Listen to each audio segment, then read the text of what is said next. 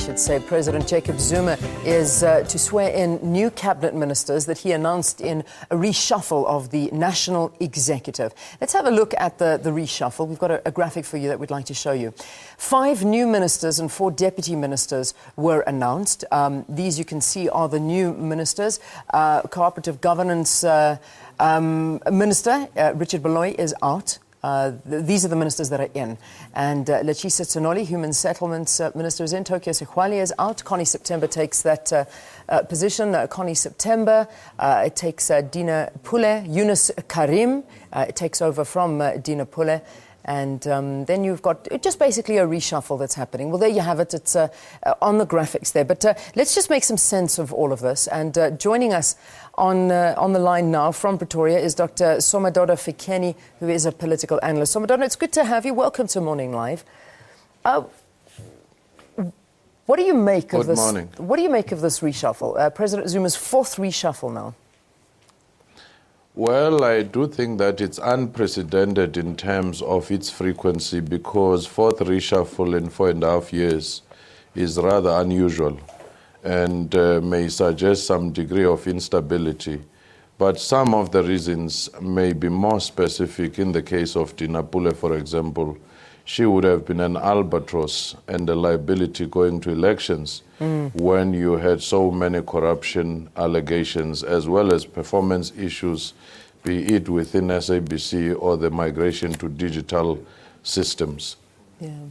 Now, what do you make of Tokyo Sekhwali? Because this again, not sure if it's coming as a surprise because many were predicting this as well.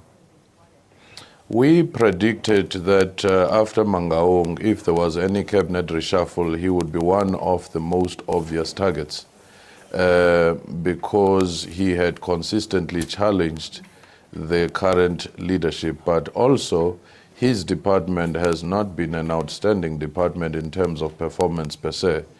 But 9 months before elections, one would ask questions if this would make any big difference. What happens now? I mean, especially if we look at the ministers that are out, none of them are really part of the NEC. Where does this leave them in their roles?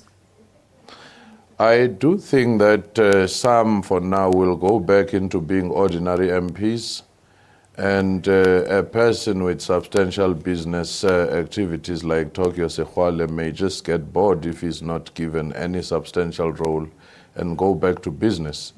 And others may also be redeployed elsewhere. And the diplomatic deployment seem to be the most favorite ones whenever, certain ministers are taken off the list. Yeah. Talking about performance, because really this is what it's all based on, and that's what the President has told us it was all based on. Looking at the performance of Richard Baloyi and Tokyo Sekhwali, is it fair to say that they weren't performing and that they did deserve the axe, or is there more of a strategic move to this?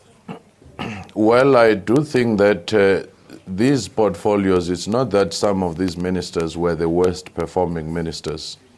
And besides, you do have a performance and evaluation tool, which I think it would be interesting to see what it reveals when it is publicized as to how each ministry is performing.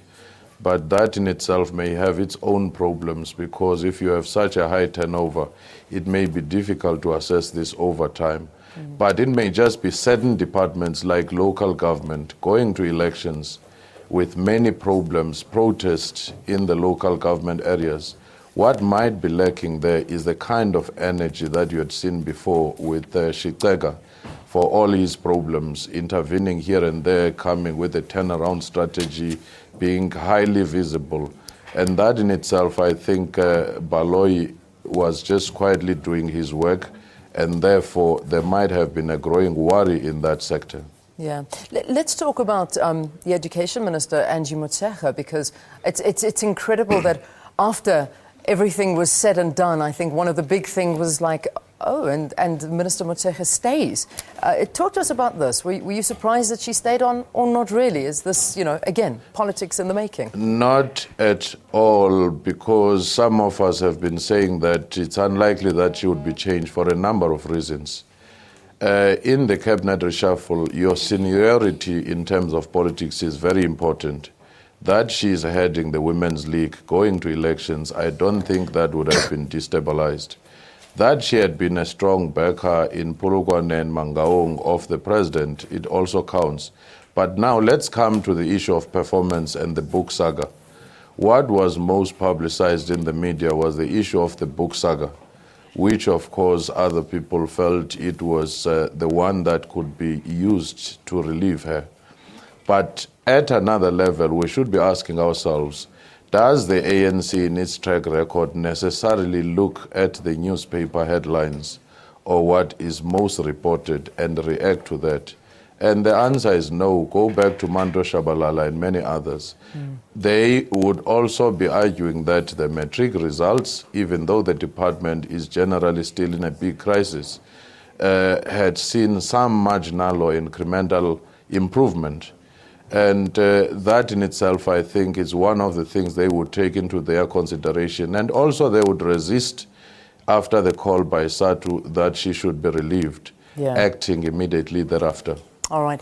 Very quickly, before I let you go, let's just put up a picture of the incoming ministers now, and just let's have a look at them. Give us your thoughts on the new ministers coming in: Connie September, Lachisa Tenole, Eunice Karim, and then, of course, Dupio Peters and Ben Martin swapping portfolios. Give us your sense.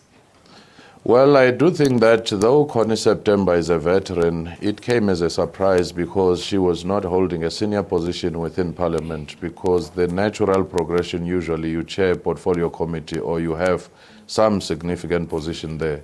But that she may be coming from the Western Cape and her labor background may be a factor. And Tsinoli, I do think that was quite active recently on the issue of land reform. And therefore, having chaired the portfolio committee, that too must have counted in that sense. Karim, a very loyal, hard-working, quiet person over a long time, it was about time to actually reward him for his experience in that portfolio. And that in itself, I do think that counted. Of course, other reasons which were given, which I don't think are necessarily as strong, is that they are coming from the Communist Party. They may be a factor that SACP has gained quite a lot since 2009 in terms of deployments. Then the swapping of Peters and Martins is one that also surprised in a sense.